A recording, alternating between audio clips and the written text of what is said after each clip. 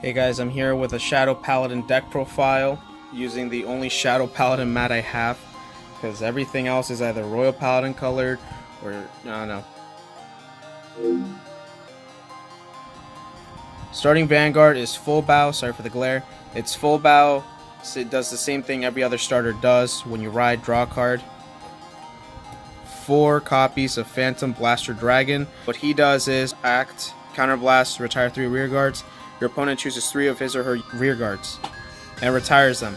He gains 15k in a crit. This is not once per turn. If you know your opponent does not have a PG and you have enough counterblast and enough rear guards to do this and pressure them, definitely do it. He has another skill that doesn't really go off as often, but unless you're going up against like anything that's not OTT. Once per turn, if your opponent has 4 or less damage and no rear guards, Assault Blast at grade 3, and deal damage to your opponent's Vanguard. So he pings for damage.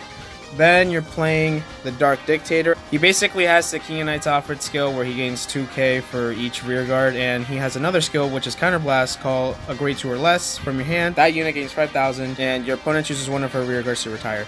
This is a little awkward thing that Shadow Paladin is doing now with this new reboot where your opponent gets to choose, and that's really the downfall of the clan. It really hurts some matchups like against OTT, they'll always pick their Promised Daughter, so the retire doesn't really matter. Against other clans, it's not a real big deal. But unless you have this guy out, you're not really going to be doing too much. And then we play one Dark Mage Bahab card. His skill is once per turn Soul Blast. Look at the top card of the deck, call it to rear.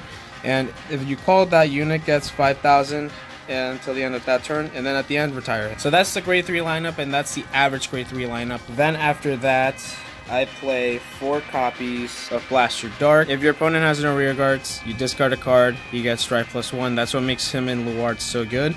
And then his other skill is when placed, Counterblast, your opponent chooses a rear guard and retires it. Then I play 4 copies of Darkness Maiden Maka. Maka is the thing in the deck that lets you plus.